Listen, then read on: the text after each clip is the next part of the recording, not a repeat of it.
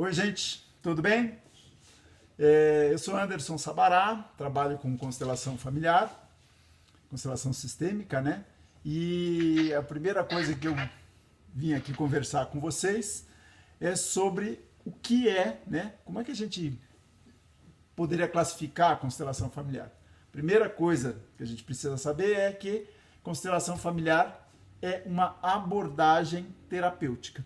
Constelação familiar não é um curandeirismo, não é uma religião, não é uma magia.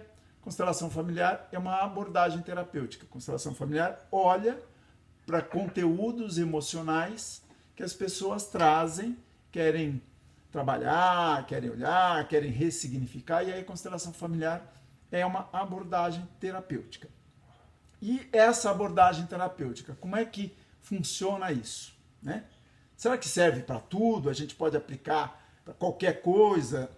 Constelação familiar, a gente costuma dividir conteúdos individuais e conteúdos sistêmicos. Alguns conteúdos têm origem na história de vida daquela pessoa, ela viveu uma experiência e gravou aquilo na memória, e esse negócio fica lá, fica martelando, fica atrapalhando às vezes a vida dela. E existem outros conteúdos que são chamados sistêmicos.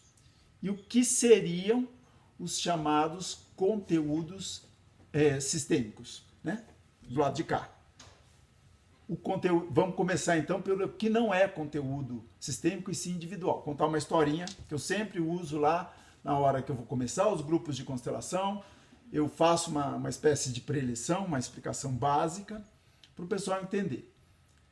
Imagine a seguinte história. A pessoa pegou, pequenininha, 1 aninho e meio, tem um molequinho. O molequinho vai no supermercado com o pai. Aí vai lá fazer compra, tal, o pai leva, faz a compra. O menininho fica cansado, volta pro carro, guarda as compras, põe o menininho na cadeirinha. E aí fecha o cinto de segurança, pronto para sair, o pai vai, pega o ticket do estacionamento e fala, nossa, esqueci de pagar. Aí ele olha para trás, o menininho caiu na cadeirinha e já dormiu. O que o pai pensa? Eu vou ali pagar, e é bem rapidinho, e já volto. Ele pega, fecha a porta do carro e vai lá no caixa pagar rapidinho. Só que demora um pouquinho, porque tem uma fila pequena lá, e o pai fica lá, tal, e volta. Nesse tempinho, o menino acorda. O menino acorda, olha para o lado, não vê o pai, se assusta. Aí ele começa a chorar. Aí ele grita, ninguém vem acudir. E aí ele está ali preso naquele ambiente, calor, fechado, preso com o cinto de segurança, se batendo. E ele grita, ninguém acode. Daqui a pouco o pai volta, vê o menininho chorando, pega no colo, acalma, e a vida segue, né? Passa 1 ano, 2, 5, 10, 15. Aí o menino está lá, 25 anos, já é adulto. Um dia ele chega na empresa, tal, tudo normal. De repente a porta do elevador fecha. E o menininho começa a suar frio. Uma palpitação, né? Menininho nada, adulto, né? 25, já é adulto. E o cara pensa que ele está tendo um ataque cardíaco. Ele acha que está tendo alguma coisa, sai dali, vai no médico, o médico faz uma série de check-ups nele, ele não tem nada. Né? Aí vai, procura, até que chega no psicólogo, e o psicólogo descobre que, na realidade, ele tem claustrofobia. E que o gatilho que disparou a claustrofobia dele foi fechar a porta do elevador. Poderia ser fechar a porta do avião, tal, um ambiente pequeno que ele se sente preso, ele começa a ter uma série de sensações, e aí uma situação que ele nem se recorda, que está gravada lá no inconsciente dele, de quando ele tinha 1 aninho e meio e ficou preso no carro no supermercado. Como é que faz para cuidar desse tipo de conteúdo? Para cuidar desse tipo de conteúdo, acupuntura, floral de Bach, hipnose, regressão, psicanálise, uma série de terapias individuais para poder olhar para esse conteúdo que ele viveu. Ele viveu e precisa ressignificar. Lá, quando ele era criancinha, ele viveu a experiência dolorida e ele gravou ali na memória dele e, de repente, ele precisa pôr um novo significado para que isso não boicote mais a vida dele, para que isso não atrapalhe mais o dia a dia dele. Normal. Agora, existem outros conteúdos que a pessoa não viveu, não está gravada na história de vida dele. Vou dar um exemplo do que eu gosto de usar, o conteúdo da menina. A menina tá lá, tal, namora com o carinha, desde os 18 anos, o cara gosta dela, os dois fazem faculdade juntos, estão bem de vida. E aí o que acontece? O tempo vai passando, tal, o cara quer casar com ela. Ela gosta dele, ela também faz planos, fica super bem com ele, só que ela não quer casar com ele. Aí pergunto para ela, mas por que você não quer casar? Você não confia nele? Não gosta dele? Sim, gosto, tal, quero ficar com ele a vida toda. Só que ela tem muito medo de ter filhos. Mas como assim medo de ter filho? Todo mundo tem filho, normal, qual é o problema? Não, porque ela tem certeza que o filho dela vai morrer afogado. E aí, o pessoal se assusta, mas como assim você tem certeza que o seu filho vai morrer afogado? De onde você tirou isso? Que história é essa? E aí, pergunta vai, pergunta vem, ela tem certeza, essa é uma coisa que ela traz desde quando ela tem 15 anos, mas pergunto para ela, você se afogou na piscina do condomínio? Não. Você foi para a praia e passou algum susto lá, se afogou? Também não. Alguma vez você perdeu algum amiguinho na escola, também afogado? Também não. Mas não tem história nenhuma, de onde que está vindo isso? E aí, vão investigar. Olha, uma geração, 2, 3, 4, 5, 6 gerações para trás, a vozinha dela, né, a ex-avó dela, que morava lá em Portugal, teve lá 5 filhos. E aí os 5 filhos lá, e a velhinha, naquela época não tinha máquina de lavar roupa, né, que é a grande libertação da humanidade, a máquina de lavar roupa, eu acho que é um invento maravilhoso, especialmente para a gente que mora sozinha.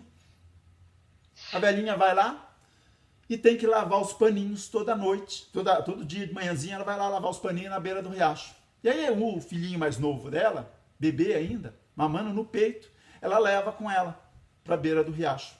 Ela não vê, né, barulho do rio.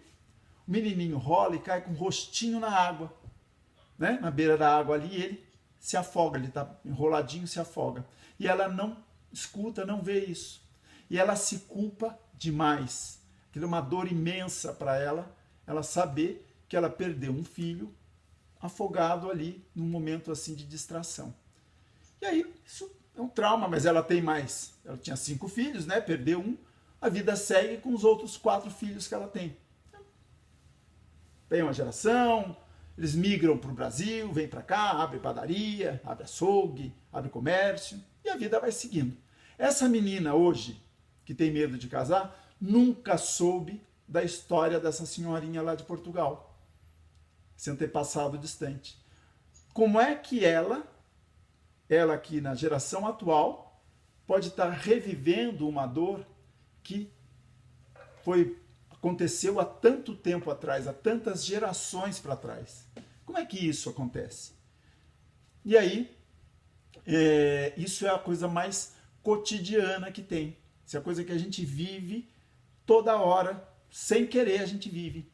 Então já deve ter acontecido com bastante gente, ou até mesmo com você, de você pensar numa pessoa, pensa num amigo, daqui a pouco a pessoa pega e liga para você no celular. Nossa, coincidência, pensei em você agora. Você lembra da pessoa, tá parando o carro no supermercado, tá? Chega lá dentro do supermercado, nossa, a hora que eu estava parando o carro, eu lembrei de você.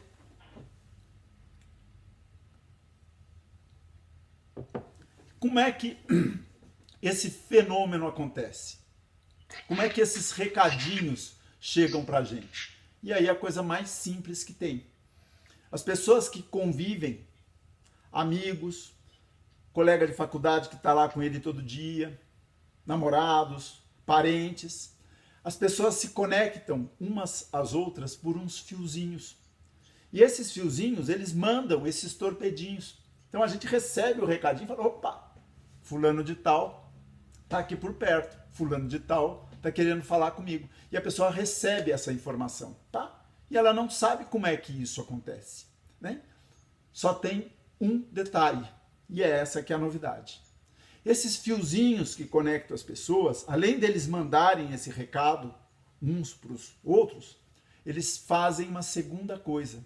Eles armazenam emoção. Então, voltar na história da menina que tem medo de casar porque não quer ter filho. A vozinha dela que morava lá em Portugal, ela e o marido conviviam. Eles se conectavam pelo fiozinho. Nasce o primeiro filho, se conecta com os filhos. Nasce o segundo, se conecta com o segundo, com o terceiro, com o quarto, com o quinto. Os irmãos convivem, são parentes. Eles se conectam entre eles. Eles vão formando uma espécie de uma rede, uma malha, né, de fiozinhos. A hora que os netos nascem, eles nascem e pum, e se conectam nessa malha. A hora que os bisnetos nascem, eles se conectam nessa malha. Então essa internet da família, esse Wi-Fi da família, ele liga a geração atual a uma geração lá para trás.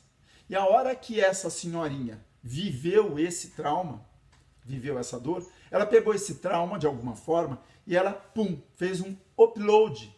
Ela faz grava na nuvem, sobe o trauma e fica armazenado ali. Aí passa 1, 2, 3, 4, 5 gerações, sexta geração, na quarta geração, alguém faz o download disso e revive esse mesmo medo. E aí a gente chama esse trauma, esse conteúdo, de conteúdo sistêmico. Esse conteúdo não foi vivido igual o menininho do supermercado, que viveu a história e está gravado na memória dele. A menina não viveu e, no entanto, ela carrega o mesmo medo. Esse conteúdo veio do sistema dela. Por isso, constelação familiar chama-se constelação familiar sistêmica. Porque constelação olha para conteúdo do sistema e não somente para conteúdos individuais. O conteúdo individual, às vezes, está linkado com conteúdo sistêmico, tá? Mas o que é a abordagem da constelação? É para olhar para conteúdos do sistema que estão atrapalhando o dia a dia, estão travando a questão profissional, estão travando a questão afetiva, está impactando numa questão de saúde, e assim vai. Então, constelação familiar é chamada de constelação familiar sistêmica, ou somente constelação sistêmica, porque é uma abordagem para olhar para conteúdos sistêmicos. Bom, primeira parte, essa. Segunda parte, quem inventou essa abordagem? Um camarada que morreu ano passado, setembro de 2019, faleceu, Bert Hellinger, um alemão, e ele desenvolve, ele tem toda uma história, conviveu, era missionário na África do Sul, tomou contato com questões dos Zulus. Os Zulus tinham uma forma de abordar conteúdos, ele vai lá, olha aquilo, fica deslumbrado com aquilo, ele traz esses conceitos, junta com uma série de outros conceitos, com outras terapias, conceitos de psicanálise, de gestalt, de psicodrama mesmo, e aí se desenvolve a constelação familiar, que é essa abordagem terapêutica. A constelação familiar, ela é baseada em 3 princípios, ou as chamadas 3 ordens do amor, as 3 leis sistêmicas. Quais são as leis sistêmicas? Primeira lei sistêmica é pertencimento. Então, num sistema, todos pertencem, têm igual direito de pertencer, inclusive os filhos não nascidos, os abortados, quem faleceu ainda em tenra idade, e assim vai. Todos têm um lugar. Nasce o primeiro filho, nasce o segundo filho, o terceiro filho morreu ali com uma semana. O quarto filho vivo, ele não é o quarto, ele não é o terceiro, ele é o quarto filho, porque aqui tem um lugar desse, né? E assim o quinto, o sexto, assim por diante. Cada vez que se exclui, o sistema faz todo um contorcionismo, a gente chama, gera um colapso no sistema, porque feriu uma das leis sistêmicas, e esse sistema vai dar um sinal. Ele vai gerar alguma forma de mostrar que aquela pessoa foi excluída. Então, a forma do sistema dar lugar para aquele excluído é: alguém fica doente, alguém tem hiperatividade na família, alguém... e assim vai. Mil exemplos aí, a gente não é o caso da gente ficar falando aqui. Então, esse é a primeira lei sistêmica, pertencimento. A segunda lei sistêmica é hierarquia. Hierarquia é: os pais dão a vida, tá? Os pais dão a vida. Os filhos fazem o quê? Recebem a vida dos pais. Ponto final. Não tem nenhuma outra adendo, nem a linha, não tem nada. Os filhos recebem a vida do pai. Se o filho olha para essa vida que chegou para ele e ele julga o pai, não, meu pai não devia ser marinheiro que veio, parou no porto e engravidou a minha mãe. Meu pai é muito irresponsável. Eu não aceito isso. Esse tipo de postura, não aceito meu pai. A pessoa julgou, ele gera também um colapso no sistema. Ele desrespeita a segunda lei sistêmica e esse sistema, da mesma forma, vai balançar, vai se contorcer para poder mostrar que uma das leis foi desrespeitada. E a terceira lei sistêmica, que é o chamado equilíbrio de troca, né? É o equilíbrio de dar e receber. E é absolutamente intuitivo. Ninguém pode dar o que não tem. A pessoa não tem, não recebeu, ela não tem para dar, tá? Gosto de usar aquele exemplo lá da Segunda Guerra Mundial, tá? A menina perde os pais lá e é criada no orfanato, junto com mais 70 meninas no orfanato, né? E aí, tá lá, as freiras dão educação, dão escola, dão comida, roupinha passada, tal, ensina a rezar, aquela coisa toda. Só que lá no orfanato, aquele monte de criança, elas não são muito de dar carinho, de dar colo, de abraçar, de beijar. As meninas estão lá no orfanato. Tem tudo ali, só não tem aquele contato, né? A menina cresce, tá lá com 18, 19, 20 anos, sai do orfanato, arruma um namorado, casa. O que ela faz? Tem filhos. Como ela não recebeu muito afeto, né? Ela muito contato, abraço, beijo, ela trata o filho da mesma maneira. O filho não recebe da mãe aqui, ele repete na próxima geração. E assim vai. Tem um padrão da família aqui. De repente, chega aqui, né? Brasil, a gente é afetuoso. Menino vai, a mãe deixa o menino ali na porta do berçário, da escolinha, né? Desce do carro, fala pro menino, vai lá para dentro. Está na hora da aula.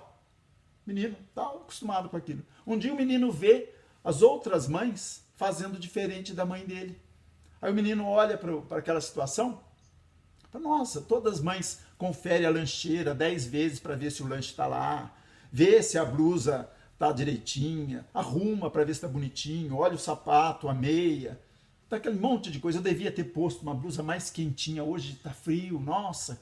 E aquela coisa de mãe, né? E o menino olha e fala, nossa, todas as mães fazem assim, a minha não faz, ela não gosta de mim, ela me rejeita. Conclusão, não é nada disso. A mãe não recebeu, esse é um padrão familiar, a mãe não recebeu, ela não tinha para dar. Se esse menino acha que é fácil para essa mãe, sem ter recebido, entregar algo diferente, ele pode agir e entregar para a próxima geração o que ele está cobrando da mãe dele. Então, essa é a terceira lei sistêmica. Eu acho que essas três... Legal da gente falar também da forma da constelação, né? As várias abordagens. Constelação, a gente tem o atendimento chamado individual, utilizando figuras, né? A gente usa os bonequinhos, ou usa pedras, ou âncoras, cadeiras. A gente usa as chamadas âncoras de solo. A gente coloca ali e a gente dá algumas falas, as chamadas falas resolutivas. Constelação não é bate-papo, não é discussão, não é lavação de roupa suja. Constelação, ela vai trabalhando com aqueles fatos, com aqueles conteúdos que vão aparecendo, e a gente vai dando algumas falas para ver como é que o sistema que está em desordem, se ele retoma a ordem. E tem uma outra abordagem, que é mais comum, mais conhecida, que é em grupo. A gente reúne um grupo de pessoas, 20, 25, 30 pessoas, as pessoas estão ali naquela sala, a gente pega o cliente, põe aqui do lado, e o cliente pensa no conteúdo dele, ele pensa na dor dele. O que trouxe, o que está incomodando na vida dele. Quando ele pensa nessa dor dele, ele traz aquele campo, né? Lembra aquela rede da família dele, aquela internet da família? Ele traz aquele conteúdo para aquele lugar e a gente coloca algumas pessoas em pé ali e essas pessoas começam a funcionar como antenas e elas começam a ter um comportamento X, Y, Z. Um fica com raiva, o outro começa a chorar, o outro olha no chão, o outro quer sair daquele ambiente, o outro fica indiferente. Tem infinitos comportamentos ali na dinâmica.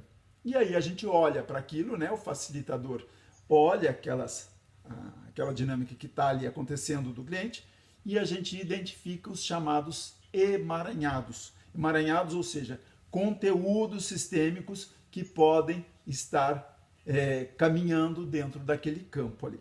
E aí, né, caminha, eu gosto muito de falar que constelação não é uma informação.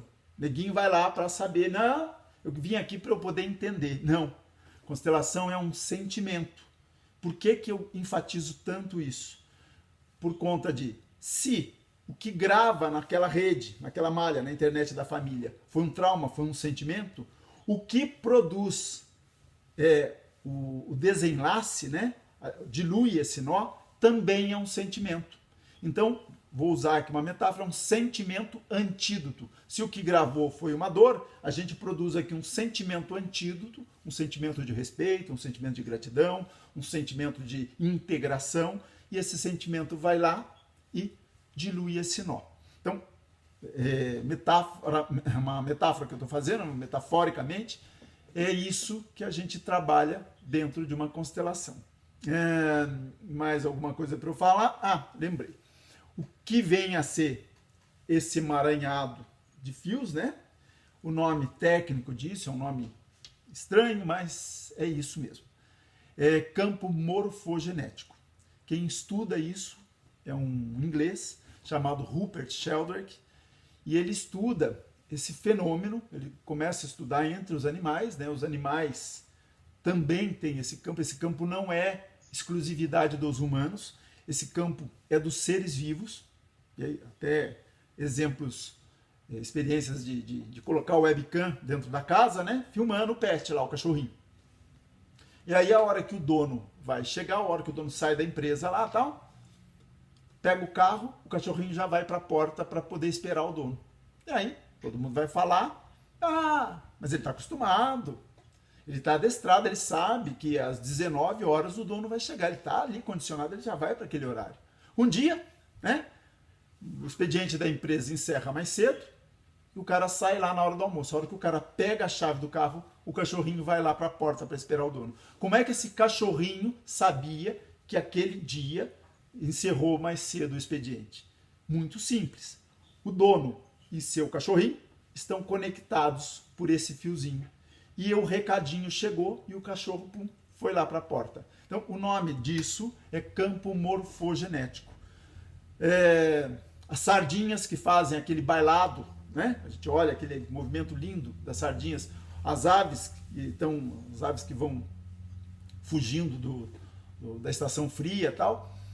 Todo este movimento, essa ordenação dos animais, ela é feita pelo campo morfogenético. Então, há uma sabedoria, né, entre aspas, há uma informação que fica guardada nesse campo e que a espécie pertencente àquele grupo, ela acessa essa informação e ela começa a trocar informação com o seu grupo.